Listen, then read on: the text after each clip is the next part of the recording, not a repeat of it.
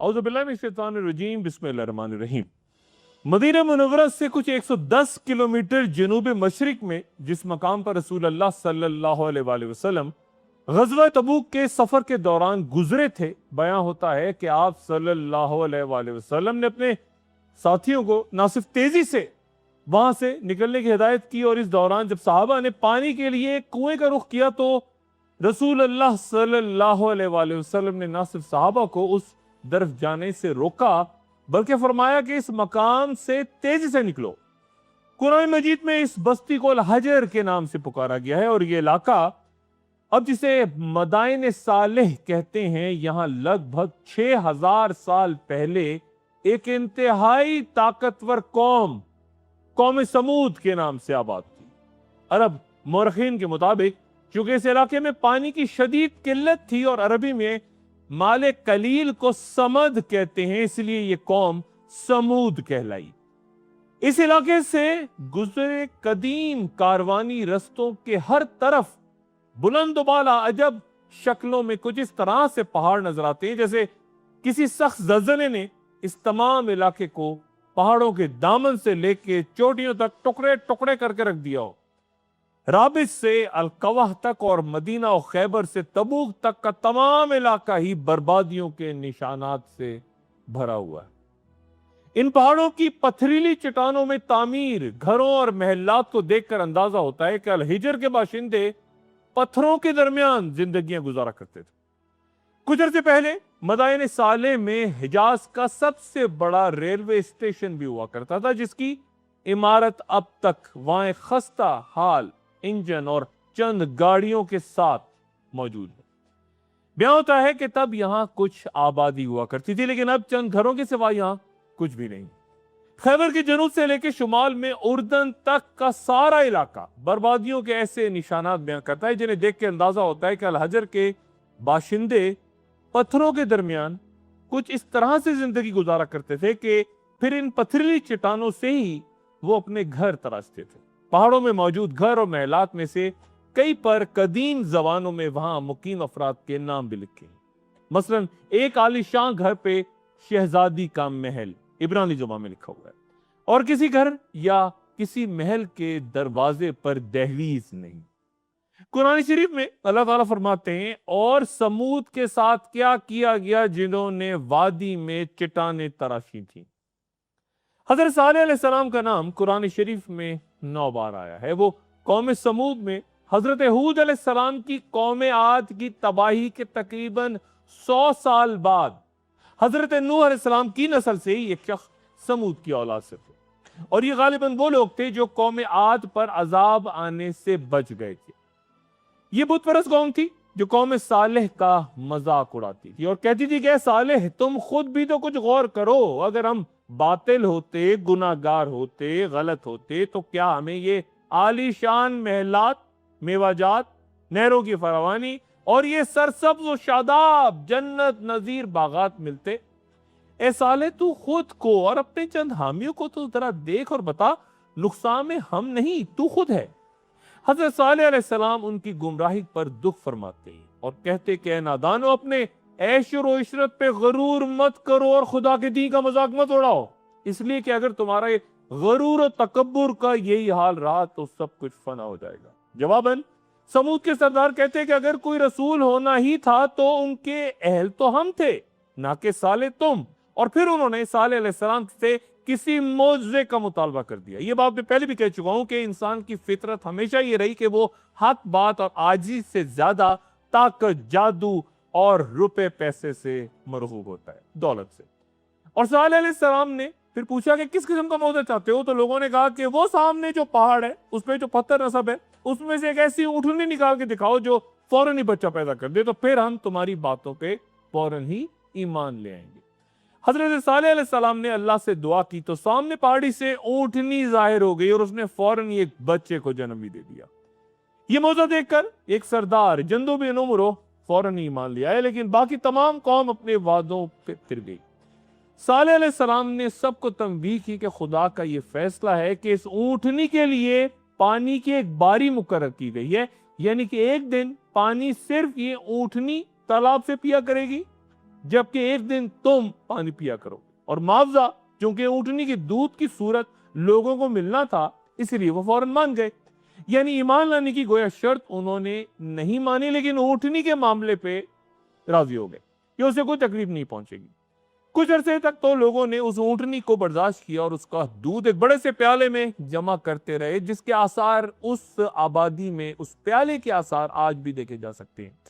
اونٹنی جس جنگل میں چرنے جاتی، وہاں دوسرے جانور اس سے ڈر کے بھاگ جاتے، اور تب بستی میں صلاح مشورے ہونے لگے کہ کس طرح اس اونٹنی سے جان چھڑائی جائے اور اسے قتل کر دیا جائے۔ مدائن صالح میں موجود قدیم ریلوے اسٹیشن کے نزدیک آج بھی وہ کنواں موجود ہے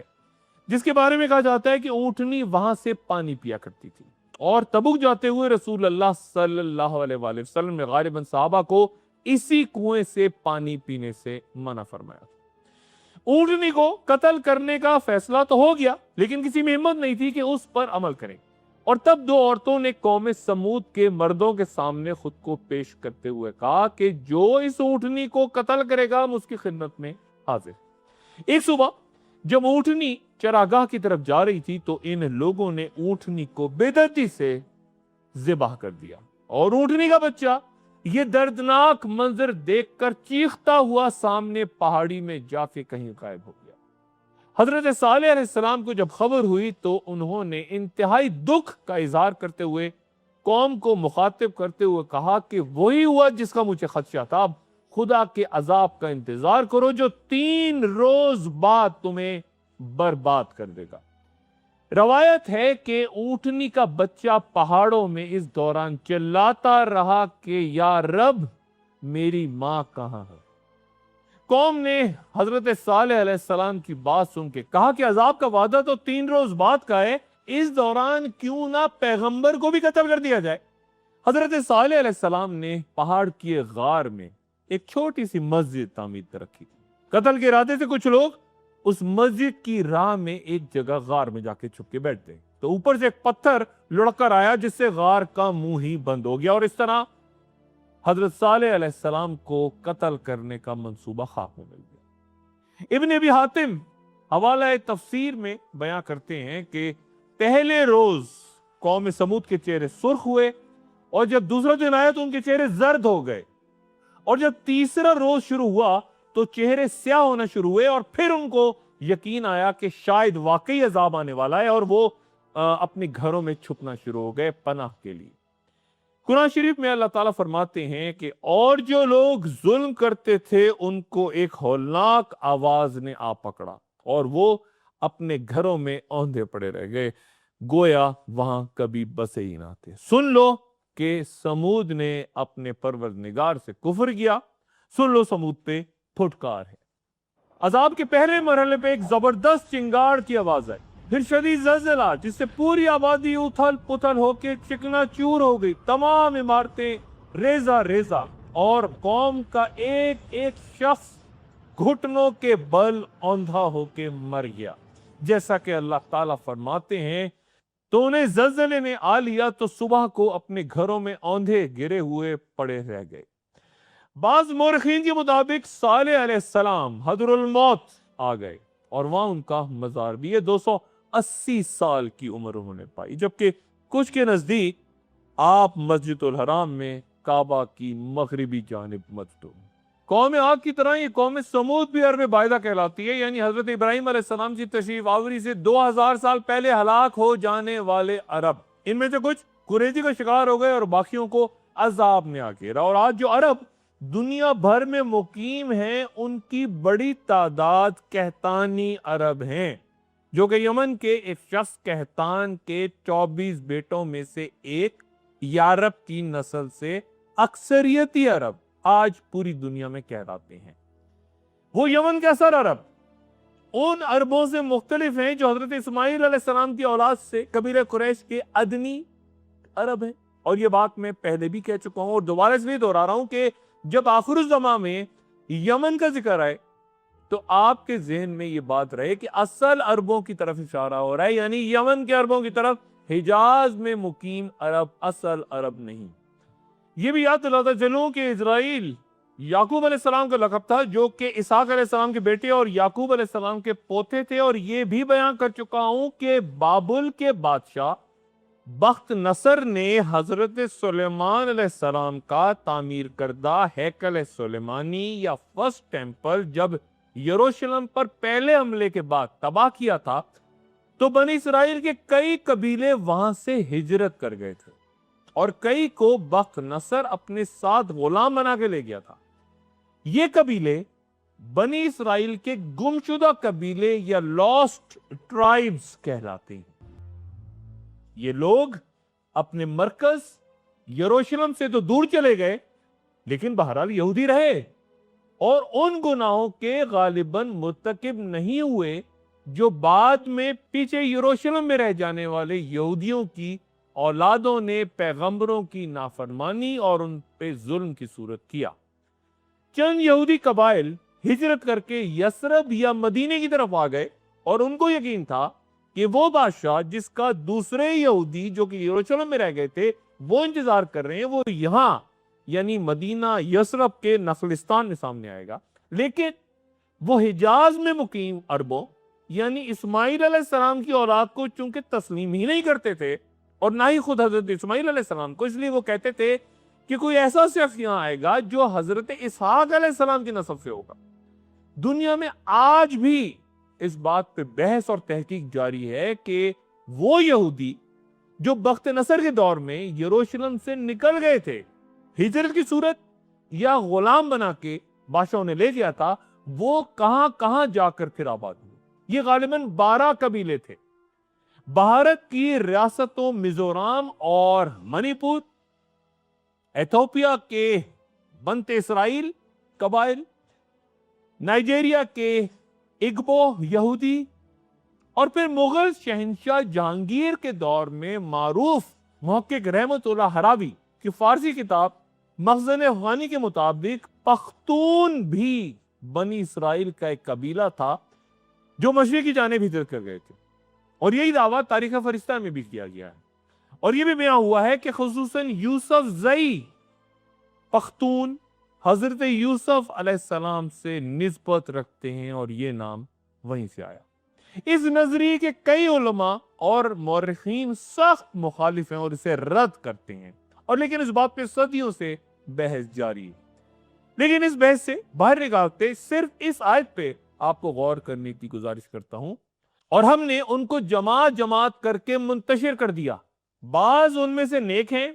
اور بعض بدکار، اور ہم آسائشوں اور تکلیفوں دونوں سے ان کی آزمائش کرتے ہیں تاکہ وہ ہماری طرف رجوع کریں۔ گویا بنی اسرائیل میں کچھ نیک لوگ بھی ہیں اور کچھ برے بھی، اور یہ بھی کئی ماہرین کو یقین ہے کہ ہیکل سلیمانی کی بربادی کے بعد جو تابوت سکینہ غائب ہو گیا تھا وہ انہی گمشدہ قبائل میں سے کسی کے پاس ہے۔ گویا بخت نصر کے ہاتھوں غائب ہوتا تابوت سکینہ بنی اسرائیل کے گمشدہ قبائل کے پاس ہے، جو کہ واپس یروشلم جائے گا بنی اسرائیل کے عقیدے کے مطابق۔ اور اب یہ قبائل کہیں اور کسی اور ناموں سے یا مختلف مذاہب قبول کر کے ہو سکتا ہے مسلمانوں کی صورت کہیں آباد ہو۔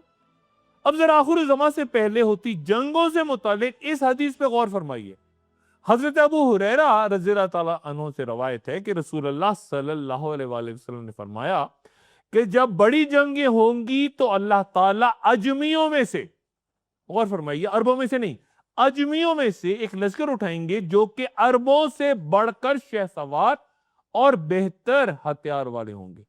اور اللہ ان کے دین کے ذریعے ان کی مدد فرمائیں گے۔ حضرت عبداللہ بن حارث فرماتے ہیں کہ رسول اللہ صلی اللہ علیہ وآلہ وسلم نے فرمایا کہ مشرق سے کچھ لوگ نکلیں گے جو امام مہدی کی خلافت کو آسان کر دیں گے۔ گزری نشستوں میں امام مہدی کے ظہور سے پہلے کی کچھ علامات کا ذکر کر چکا کہ اس سے پہلے دنیا میں پھیلی ابتری اور مختلف علاقوں میں ہوتی فوریزی عروج پہ ہوگی۔ ایک اور اہم علامت یوں بیان ہوتی ہے۔ حضرت صوبان رضی اللہ تعالیٰ عنہ سے روایت ہے کہ رسول اللہ صلی اللہ علیہ وآلہ وسلم نے فرمایا تمہارے خزانے کے پاس یعنی کعبہ شریف کے نزدیک 3 آدمی لڑیں گے، ان میں سے ایک کسی خلیفہ کا بیٹا ہوگا، لیکن یہ خزانہ किसी को भी ना मिलेगा। हजरत सुबान कहते हैं कि फिर आप सल्लल्लाहु अलैहि वसल्लम ने कोई बात फरमाई जो मुझे याद नहीं। फिर आप सल्लल्लाहु अलैहि वसल्लम ने फरमाया कि जब उसको यानी इमाम मेहदी को देखो तो उसकी बैत करो, ख्वाह तुम्हें बर्फ पे घुटनों के बल घिसट घिसट कर जाना पड़े। ये फरमाया गया कुल्लुहुम इब्न खलीफा, यानी वो 3 अशखास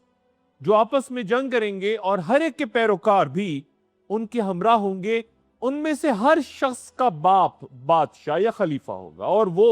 अपने वालिद की तरह हुकूमत करने के ख्वाहिशमंद होंगे। तीनों बैतुल्लाह और उसके खजानों पर कब्जे की नाकाम कोशिश करेंगे और उसी वक्त इमाम मेहदी का गालिबन मक्के में ज़रूर होगा और यह बात फौरन फैल जाएगी और काबे के करीब इमाम मेहदी के हाथ पे बैठ दी जाएगी। एक आम मौजू पे अगली नशिस्त में तफसीलन जिक्र करूंगा, लेकिन इस मरहले पे यह बयां करता चलूं कि कदीम खुरासान ईरानी सल्तनत का मशरकी सूबा हुआ करता था। मुगल शहनशाह ज़हीरुद्दीन बाबर लिखता है कि तमाम हिंदुस्तानी गैर हिंदुस्तानियों को खुरासानी कहकर पुकारते थे। बाबर मजीद कहता है कि हिंदुस्तान और खुरासान के दरमियान 2 बड़े शहर आते हैं, काबुल और कंदहार। आज की दुनिया में कदीम खुरासान 5 मुल्कों में तकसीम हो चुका है, ईरान, अफगानिस्तान, तुर्कमेनिस्तान और उज्बेकिस्तान। लेकिन सबसे बड़ा इलाका मौजूदा अफगानिस्तान में है, यानी काबुल, गजनी, बल्ख और हिरात। फिर ईरान के नेशापुर के इर्द गिर्द के इलाके और मशहद, उज्बेकिस्तान के समरकंद और बुखारा, तुर्कमेनिस्तान के मरीब और नीसा। इस्लामी खिलाफत के बड़े दौर में सल्तनत 3 हिस्सों में तकसीम तस्वुर होती थी, इराक के अरब, इराक के अजम और खुरासान। अफगानिस्तान के वो तमाम इलाके जहां आज फारसी बोली जाती है एक दौर में खुरासान में थे और कई नामवर शख्सियात खुरासान से ताल्लुक रखती थी, मसलन इमाम अबू हनीफा, इमाम अहमद हम्बल, इमाम बुखारी, इमाम मुस्लिम, अबू दाऊद, तिरमजी, अनिसाई, अल-गज़ाली और मुमताज शिया आलिम-ए-दीन शेख अबू जाफर तूसी। किस कदर अजब मामला कि आज वो तमाम इलाके जो कदीम खुरासान में थे कई दिहाइयों से आलमी ताकतों के निशाने पे हैं। एक बड़ा ग्रेट गेम जो इन्हीं इलाकों से यानी कदीम खुरासान के इलाकों से शुरू हुआ था, फैल कर मशरिक़ वुस्ता और बाकी दुनिया को लपेट के ले रहा है। और सदियों पहले जब रसूलुल्लाह सल्लल्लाहु अलैहि वसल्लम ने मदीना मुनव्वरा से मशरिक का जिक्र किया था तो जोग्राफियाई लिहाज से सिर्फ 3 ममालिक मशरिक में आते हैं, पाकिस्तान, ईरान और अफगानिस्तान। लेकिन अफगानिस्तान और ईरान के बरक्स पाकिस्तान का कोई इलाका कभी कदीम खुरासान का हिस्सा नहीं रहा। फिर स्याह झंडों के हवाले से इमाम इब्न कसीर रज़ी अल्लाह तआला अन्हु का वो बयान ज़हन में रहे कि रसूलुल्लाह सल्लल्लाहु अलैहि वसल्लम के झंडे या आलम का रंग स्याह था, जिसे उकाब कहा जाता था। अल्लामा इब्न कसीर रहमतुल्लाह अलैह फरमाते हैं कि इमाम मेहदी की ताईद के लिए कुछ लोग मशरिक से आएंगे जो उनकी सल्तनत के कयाम में मदद करेंगे। उनके झंडों का रंग स्याह होगा क्योंकि उस रंग में रोब और वकार पाया जाता। और रसूलुल्लाह सल्लल्लाहु अलैहि वसल्लम का झंडा भी मैदान जंग में स्याह होता। उनकी खिलाफत का तख्ता उलटकर अब्बासी खिलाफत कायम करते अहम शख्स अबू मुस्लिम अब्दुर्रहमान अल खुरासानी ने भी बगावत के दौरान स्याह परचम इस्तेमाल किए और आज की दुनिया के कई जिहादी ग्रोह बशमूल अल-कायदा, दाइश या दौलत इस्लामिया वो भी स्याह परचम का इस्तेमाल करते। और इसीलिए मारूफ अमरीकी मुसन्निफ जॉबी वॉरिक की किताब the black flags the rise of ISIS इस मौजू पे दुनिया भर के हसास अदारों की तवज्जो का मरकज बन। और फिर बयां करदा हदीस मुबारका में मशरिक या खुरासान से आती स्याह परचमों वाली जमात के हाथों उन 3 अफराद की शिकस्त का इशारा भी है जो कि 3 बादशाहों या खुलफा के बेटे होंगे। اور ہر کوئی اپنے باپ جیسی بادشاہت کا مطالبہ بھی کر رہا ہوگا اور کعبے پہ اپنی سیاست اور غلبے کا ارادہ بھی رکھتا ہوگا، لیکن سب کے سب ناکام ہوگے، مارے جائیں گے۔ لیکن سیاہ پرچموں والی جماعت امام مہدی کے ساتھ ہوگی۔ 3 خلفاء کے بیٹوں کے درمیان کعبے کے خزانے کے لیے جنگ سے مراد کچھ علماء حکومت یا خلافت پر قبضہ، اور کچھ کے نزدیک کعبہ کے نزدیک کہیں ایک بہت بڑا خزانہ دفن ہے، اس کے لیے لڑائی۔ دونوں طرح کی تفسیر بیان ہوتی ہے، لیکن اہم بات یہ کہ ناکامی ہوگی سب کو۔ ترتیب اب تک کے واقعات کی یعنی یوں بنی کہ امام مہدی کے خلاف پیش قدمی کرتا ایک لشکر زلزلے سے تباہ ہو جائے گا، اور مشرق سے آتی ایک جماعت سیاہ پرچموں والی ان کی مدد فرمائے گی، اور پھر حضرت عیسیٰ علیہ السلام ان کی امامت میں نماز ادا فرمائیں گے۔ ذرا اس حدیث پہ غور فرمائیے۔ حضرت ابو ہریرہ رضی اللہ تعالیٰ عنہ سے روایت ہے کہ قرب قیامت کی ایک نشانی چاند کا پھول جانا ہے، یعنی